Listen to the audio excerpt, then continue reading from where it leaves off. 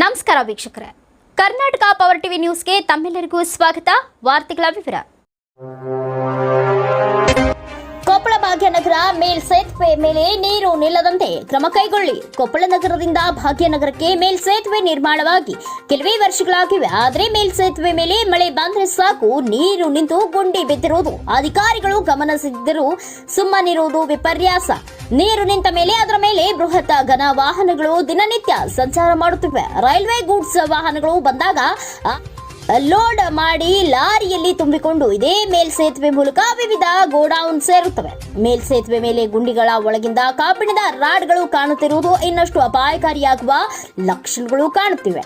ಇತ್ತೀಚಿನ ದಿನಗಳಲ್ಲಿ ಬೇರೆ ಬೇರೆ ರಾಜ್ಯಗಳಲ್ಲಿ ಇಂತಹ ಮೇಲ್ಸೇತುವೆ ಕುಸಿದು ಬಿದ್ದಿರುವುದು ನಮ್ಮ ಕಣ್ಣು ಮುಂದೆ ಇನ್ನೂ ಕಂಗೊಳಿಸುತ್ತಿವೆ. ಇಂತಹ ಅಪಾಯ ಸಂಭವಿಸುವ ಮುನ್ನ ಸಂಬಂಧಪಟ್ಟ ಅಧಿಕಾರಿಗಳು ಎಚ್ಚೆತ್ತುಕೊಂಡು ಮೇಲ್ಸೇತುವೆ ಮೇಲೆ ಆಗಿರುವ ಸಮಸ್ಯೆಯನ್ನ ಪರಿಶೀಲಿಸಿ ಕೂಡಲೇ ಕ್ರಮ ಕೈಗೊಳ್ಳಬೇಕು ಎಂದು ಸಾಮಾಜಿಕ ಹೋರಾಟಗಾರ ಶರಣುಗಡ್ಡಿ ಹಾಗೂ ಕೊಪ್ಪಳದ ನಾಗರಿಕ ಮಾನವೀಯ bureau report MD Ali, Karnataka power TV news, Koppal.